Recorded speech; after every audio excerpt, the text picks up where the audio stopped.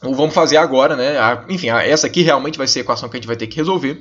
Vamos agora utilizar o método que a gente tem para esse tipo de equação, que é um tipo de equação linear, certo? Mas não é tão simples de pegar analiticamente, que é via série de potência. Aqui no caso, né, a gente vai fazer não série de Taylor, certo? A gente não vai fazer essa expansão via série de Taylor, a gente vai fazer via método de Frobenius, né, que é uma expansão em série generalizada. É um método que consiste em escrever as nossas soluções y de ρ. Aqui eu não vou colocar nem o n nem o l aqui de índice, né, só para poder ficar com a notação um pouquinho mais simples, para não ficar muito carregado. Consiste em escrever esses caras como sendo um somatório em K, CK, ρ de K mais S. Então, reparem que a diferença com relação à série de Taylor é a existência desse S daqui, certo?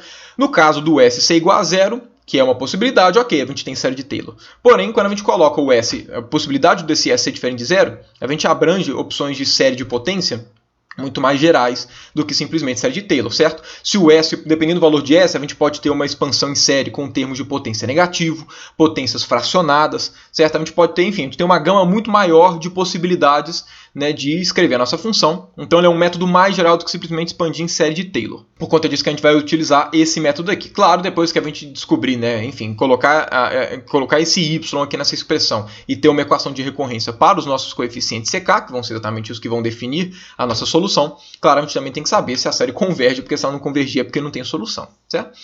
Pois bem, dado que esse cara daqui, né, vai ser a nossa... lembrando, né, claro, o S a gente ainda vai determinar. O S não é feito a priori, o S vai ser determinado. O que a gente faz?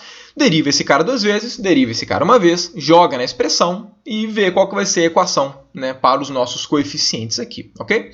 Então vamos lá, né? Primeira coisa, vamos derivar o nosso y uma vez, né, para ver, enfim, porque a gente já tem aqui um termo com derivado com relação a y. Esse cara daqui vai ser o quê? Vai ser um somatório em K de K mais S, CK, ρ de K mais S menos 1. E agora, né, o nosso y, duas linhas, vai ser o quê? Somatório em K, K mais S, que multiplica K mais S menos 1, CK, ρ elevado a K mais S menos 2. Então, esses caras aqui são exatamente as derivadas dessa nossa solução. O que a gente vai fazer agora? Pega esses três caras, jogam aqui dentro e simplesmente resolve. Vai ser basicamente fazer o quê? Pegar a derivada segunda, pegar a derivada primeira e multiplicar por duas vezes lambda e depois pegar, né, o nosso termo y e multiplicar por esse termo todo aqui e ver o que vai dar, ok? Então vamos substituir aqui, vamos escrever a nossa equação geral em termos dessa nossa solução em série de potência. Então aqui a gente vai ter o seguinte, como todo mundo tem um somatório em K, eu já vou, só para poder, né, aglutinar melhor as coisas, vou colocar aqui um somatório em K, depois a gente vai rejeitar esses termos, certo? Então olha só, que vamos ter o derivada segunda, que vai ser o K mais S, que multiplica o K mais S menos 1, CK, ρ de K mais S menos 2, menos duas vezes lambda. Eu não vou colocar o n aqui, por questões, né, para poder não ficar tão carregado. Agora a derivada primeira, certo? Que vai ser aqui o nosso K mais S, CK, ρ de K mais S menos 1. E agora, mais esse termo todo aqui multiplicado por esse nosso camarada. Então aqui nós vamos ter um 2 dividido por ρ, menos L que multiplica L mais 1 dividido por ρ ao quadrado, CK, ρ de K mais S, tudo isso daqui igual a zero, certo? Então essa daqui vai ser a expressão que a gente vai ter que resolver, certo? Para os nossos coeficientes K, que vão ser exatamente, né, enfim, que vai ser a solução do nosso, das nossas funções de onda, né, do nosso U, para que a gente consiga determinar exatamente a solução do átomo de hidrogênio. Agora a gente passar para aquele procedimento padrão de série de potência, que é tentar escrever esse somatório todo como sendo um somatório de coeficientes, né, de um certo parâmetro ali, que multiplica potências de ρ. Para a gente fazer isso, a gente tem que ter certeza que o que está multiplicando as potências de ρ são somente números. E o que não acontece com esse termo daqui. Então a gente pelo menos vai ter que dar uma leve adaptada nele. Então esse cara daqui vai ser o quê? Vai ser duas vezes CK vezes ρ, aqui é um ρ elevado a menos 1, então aqui vai ficar um K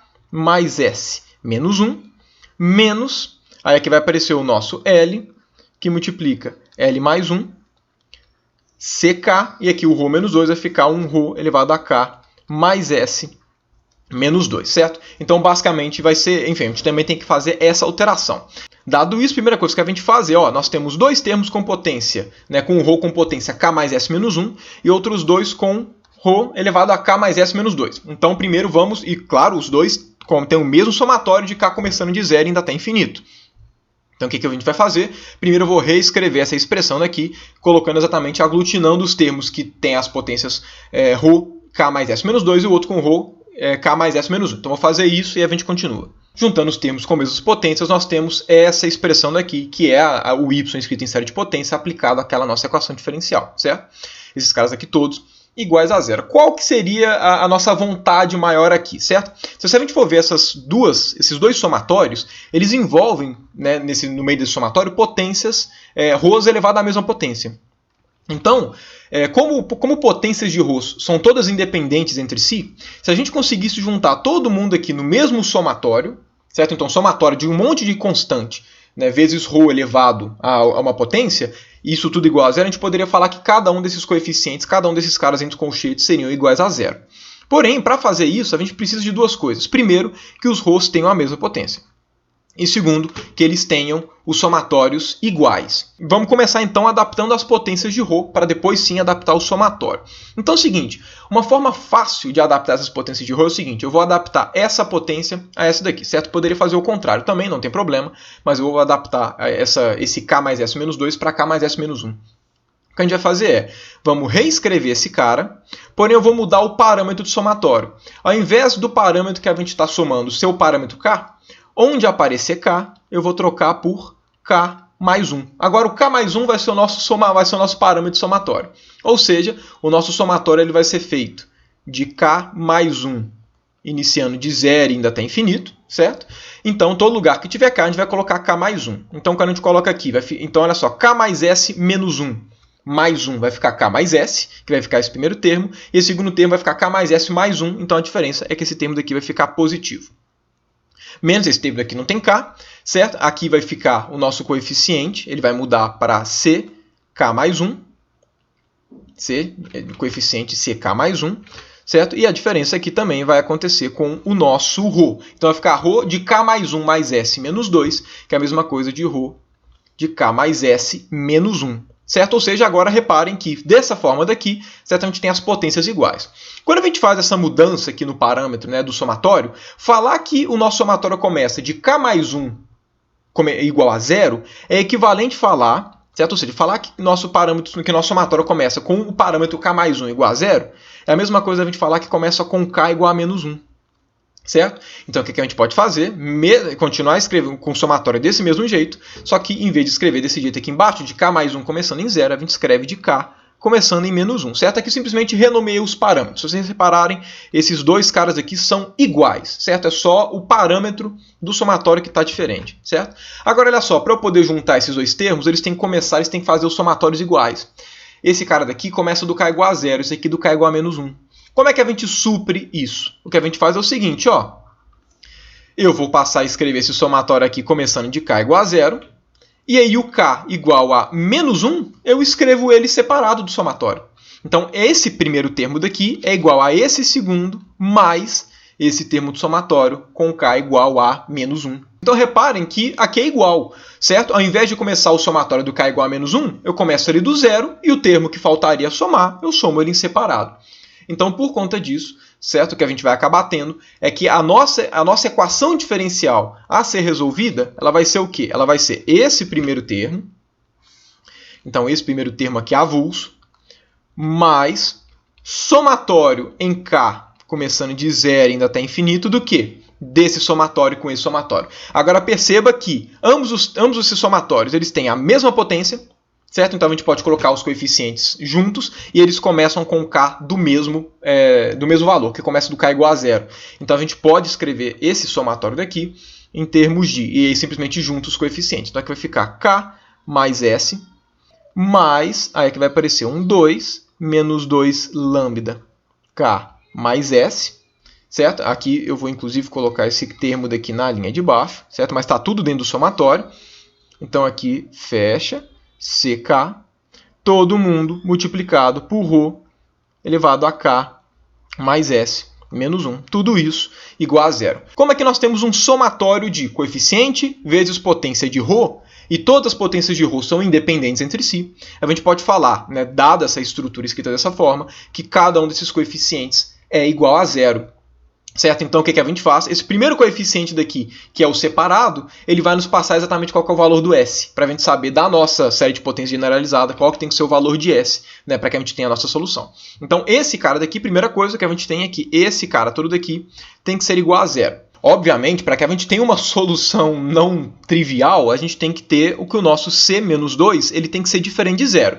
Por quê? Porque olha só, quando a gente falar que esse segundo termo daqui é igual a zero, repara que a gente vai ter o próximo termo da série em função do termo anterior. Porque aqui a gente tem CK menos 1 e CK. Então a gente vai ter a relação, né? A gente vai ter uma regra de recorrência.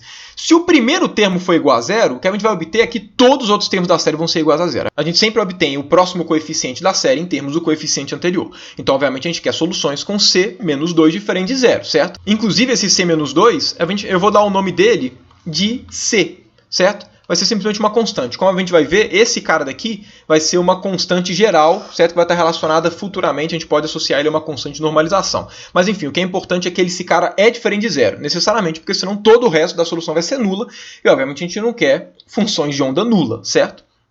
Mas enfim, esse cara daqui ser igual a zero, a gente tem então que S menos 1, certo? Então a gente tem que S menos 1 que multiplica S menos L, que multiplica L mais 1, a gente tem que esse cara daqui tem que ser igual a zero. Agora, se vocês se recordarem, essa é exatamente a expressão que apareceu quando a gente queria determinar o comportamento assintótico, certo? Que a gente falou que o nosso comportamento assintótico do U indo para zero era um R elevado a S. Se vocês repararem, isso aqui é exatamente aquela equação que a gente obteve. Então, obviamente, as soluções são iguais, certo? O nosso S ele pode ser menos L, ou ele também pode ser L mais 1. E da mesma forma que a gente eliminou uma dessas soluções, quando a gente for analisar o comportamento assintótico da função de onda na origem, a gente também vai eliminar uma dessas. No caso, a gente vai eliminar a mesma. O nosso S, como a gente vai ver, não pode ser menos L. Pelo seguinte, a gente está escrevendo o nosso Y como sendo o quê? Como sendo um somatório em K de CK ρ elevado a K mais S, certo? Aqui lembrando, o nosso K começa do zero. Se o nosso S for menos L, lembrando, L é um número sempre positivo, vocês devem se lembrar disso, porque está relacionado ao módulo do momento angular. Então significa que a gente vai ter esse cara daqui. Então olha só, por exemplo, nosso primeiro termo da expansão em série vai ser o quê? O nosso Y vai ser igual a uma constante aqui, certo? Uma constante que vai ser, nesse caso aqui, o nosso C0. Rho elevado a quanto? Elevado a menos L. Claro, aqui a gente vai ter mais termos, porque a nossa série, né, aqui a gente tem uma expansão em série. Mas significa que nosso Y vai ter termos do tipo 1, né, dividido por Rho elevado a alguma potência. Porém, como a gente viu, né, quando a gente escreveu a nossa solução desse jeito, o Y ele herda aquele nosso comportamento assintótico de que indo para zero ele se comporta como uma potência positiva. O que significa? Significa que o nosso Y de zero é igual a quanto? É igual a zero, certo? E quando a gente coloca y igual a zero aqui, a gente vê que a solução explode. Então, por conta disso, essa primeira possibilidade do S igual a menos L não é uma solução possível para o nosso problema físico. Para a descrição matemática, certo? Para a resolução matemática da equação não tem problema algum. Porém, para o nosso problema físico, o nosso S tem que ser L mais 1. Dado isso, então a gente sabe que a nossa expressão, certo? A nossa solução, ela vai ter a forma, certo? Escrita como sendo um somatório com a potência K mais L mais 1, certo? Então a gente já determinou pelo menos o valor de S. Dado o valor de S, a gente consegue introduzir ele nessa regra de recorrência e pegar exatamente como é que vão ser as regras que vão ditar os coeficientes dessa nossa expansão em série. Eu vou simplesmente copiar esse somatório, que vai ser o que a gente vai precisar, certo? Colocar aqui, vou rearranjar esse cara, deixar ele mais... enfim, vou rearranjar e a gente volta para poder resolver essa expressão. Mas bom, pela independência, né, das potências de Rho entre si, a gente tem, né, dada a equação diferencial, que cada um desses termos, né, que as potências de Rho estão multiplicando, cada um desses termos aqui tem que ser iguais a zero, certo? Então cada um desses casos aqui iguais a zero, claro, em conjunto com S igual a L mais 1, que a gente já acabou de determinar. Substituindo então os valores de S, certo? O que a gente vai obter aqui vai ser K mais L mais 1, que multiplica K mais L mais 2, menos L mais 1, multiplicado, né, tudo isso daqui multiplicado pelo nosso CK mais 1, mais, aqui eu já vou colocar o 2 em evidência, na verdade aqui eu já vou até colocar menos 2 em evidência e vou trocar o sinal dos caras aqui do meio, só para poder já ficar mais no ponto. Então aqui vai ficar lambda que multiplica K mais L mais 1 menos 1, claro, tudo isso aqui vezes CK, igual a zero. Então percebam que aqui agora a gente tem uma relaçãozinha de recorrência, uma equação de recorrência que relaciona um termo da expansão em série, né, com o seu próximo termo. Então deixando isso aqui, né, mais explicitamente com a cara de uma equação de recorrência, certo? Ou seja, escrevendo explicitamente o CK mais 1 em termos do CK, certo? Para que a gente tenha o próximo termo da série em relação ao anterior. O que a gente obtém é que o nosso CK vai ser 2 vezes lambda que multiplica, lambda que multiplica K mais L mais 1, menos 1, dividido por aquele termo todo ali. Então aqui a gente vai ter o nosso K mais L mais 1, que multiplica K mais L mais 2, menos L que multiplica L mais 1. Então esse cara daqui, claro, né, multiplicado por CK. Então esse cara daqui é a solução, né, dos coeficientes da nossa expansão em série. Então com esse cara daqui, a princípio, a gente tem a solução daquela nossa equação diferencial, porém, a gente ainda tem que analisar essa solução para ter certeza de que ela corresponde ao que a gente espera fisicamente. Por 2 motivos. Primeiro, para que esse cara daqui, certo? Para que essa equação de recorrência seja realmente uma solução, a gente espera minimamente que a série seja convergente, certo? A série não pode divergir. Então a gente tem que verificar se essa relação de recorrência corresponde a uma série convergente. Não somente isso, certo? Uma outra coisa que a gente tem que verificar é o comportamento assintótico dessas soluções. E como a gente sabe, esses coeficientes fazem parte da solução da nossa função y, certo? Como é que a gente definiu o y? A gente definiu y como sendo u igual a y vezes exponencial de menos lambda ρ, certo? Quando a gente fez quando a gente definiu o u dessa forma em termos da função y, na qual esses parâmetros foram calculados, certo? Da sua expansão em série, a gente colocou dessa forma para que o nosso comportamento assintoticamente exponencial do u tivesse presente somente nessa exponencial. Então, esse y, a gente exigiu dele fisicamente, que ele tenha um crescimento menor do que um crescimento exponencial. E a princípio, quando a gente analisa essa expressão de recorrência, a princípio parece que a série realmente vai ser infinita, certo? A princípio aqui não tem nada que a gente bata o olho e fala assim, olha só, a partir de um certo coeficiente isso aqui vai ser zero. Não é óbvio no primeiro momento. Então, isso daqui tem toda a cara de uma equação de recorrência que pode, certo? Que pode representar uma expansão em série com termos infinitos. Então a gente também tem que verificar em quais condições essa solução daqui, né, essa relação de recorrência representa uma série que tem um crescimento menor do que exponencial. Porque, relembrando, uma série de potência tem infinitos termos, o somatório é infinito. Então a gente tem que ter garantia de que o comportamento dela, né, com o ρ indo para infinito, seja menor do que exponencial, certo? Então a gente tem que exigir isso dessa expressão. Porque, lembrando, essa aqui é a solução geral da equação diferencial. Só que a gente quer a solução do nosso problema físico, então a gente tem que colocar aqui os requerimentos físicos para isso. Para que a gente possa resolver essas duas perguntas, né, de que se a série converge e se ela cresce mais devagar do que exponencial, uma coisa que é conveniente fazer, certo? É um procedimento padrão, é analisar quanto é que vale CK mais 1 dividido por CK, ou seja, qual que é o produto entre o próximo coeficiente e o coeficiente anterior, no limite, certo? Quanto é que vale isso daqui, no limite de K indo para infinito. Por quê? Porque a convergência de uma série é dada pelos termos lá na frente da expansão em série, certo? A convergência é dada exatamente pelos somatórios lá na frente que vão pegar nas potências maiores. Além disso, essa fração também vai nos passar informação se o crescimento do y é maior ou menor do que exponencial. Por quê? Porque a gente conhece qual é a série e qual é a expansão em série da exponencial. Então o que a gente tem que fazer? Esse cara daqui, certo? Essa razão dita o quanto é o crescimento da série, exatamente para saber quanto é que os coeficientes com potências mais altas se sobressaem na expansão.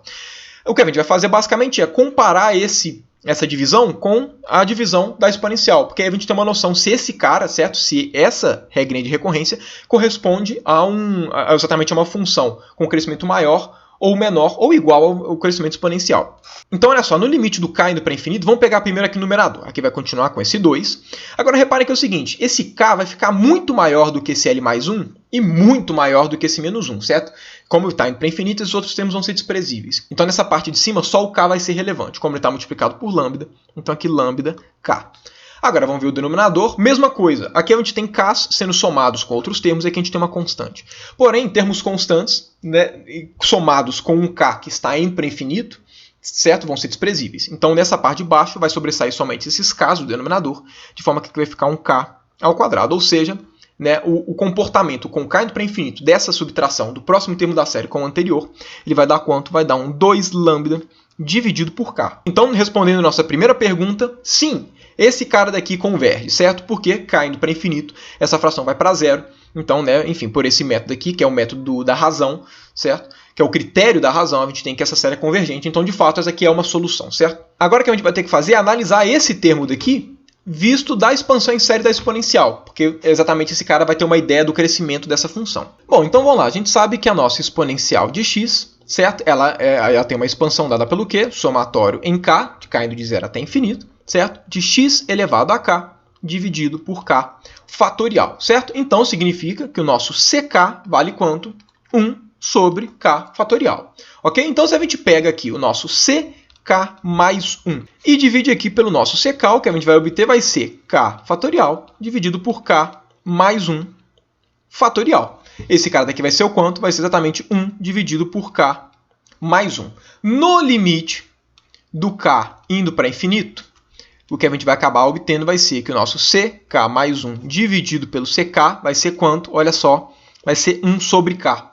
Percebam que é a mesma lógica dessa razão daqui, certo? O decaimento, certo, dos termos da expansão em série segue igual da exponencial. Só para deixar ainda mais claro, se a gente pegar essa exponencial de 2 vezes lambda(x), isso aqui seria o quê? Seria somatório de 2 lambda(x) elevado a k dividido por k fatorial, certo? De forma que os nossos ck seriam o quê? Seriam 2 lambda elevado a k dividido por k fatorial. Se a gente fizesse agora o nosso ck mais 1 dividido por ck, olha só, o nosso ck mais 1 dividido pelo ck nessa condição, o que ele daria? Olha só, ele daria 2 lambda elevado a k mais 1 dividido por k mais 1 fatorial, certo? E aqui ia ficar k fatorial multiplicado por k fatorial, 2 lambda elevado a k, certo? O que aqui ia dar? Aqui ia dar exatamente 2 lambda dividido por k mais 1. No limite de k indo para infinito,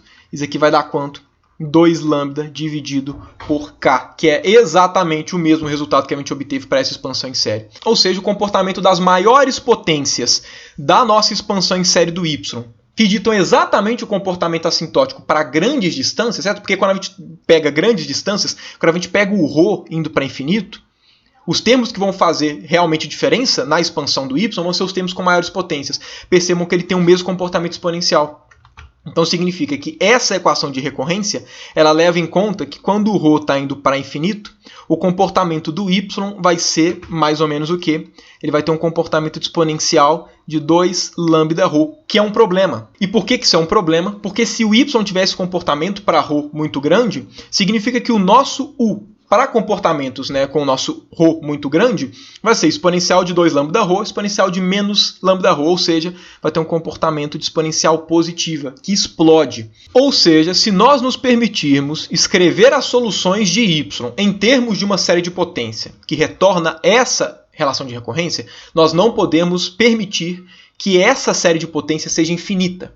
Porque, lembrando, o comportamento assintótico, o y fica tendo um comportamento assintótico, dada essa forma de recorrência exponencial, pelo fato de que essa expansão tem infinitos termos. Porém, é possível escrever o y em série de potência e, por consequência, ditado exatamente por essa relação de recorrência, sem que ele tenha esse comportamento assintótico. Como é que a gente faz isso? A gente sabe que se o y for escrito em série de potência, ele tem que ser descrito por essa forma de recorrência. Não tem jeito. Essa é a solução do y. Então, a única forma da gente forçar o y a não ter o comportamento assintoticamente exponencial, mas fazer com que ele continue obedecendo essa relação de recorrência, é pegar exatamente as soluções em que essa equação de recorrência, em algum momento em específico, para algum coeficiente específico, seja nula. Porque se esse coeficiente se anular em algum momento, a série não vai ser infinita. Se a série não vai ser infinita, ele vai ter um crescimento polinomial, porque aí a resposta realmente vai ser, a solução do y realmente vai ser um polinômio. Por conta disso, as nossas soluções físicas para o nosso y são aquelas em que a equação de recorrência em algum momento vai dar zero. Porque a gente garante que vai estar obedecendo a equação diferencial, porque essa é a solução, mas que não vai ter um comportamento exponencial, exatamente porque o nosso y vai ser dado por uma série de potência truncada em algum momento, ou seja, vai ser simplesmente um crescimento polinomial, que aí sim é um crescimento menor do que o exponencial, e aí a gente tem nossas soluções.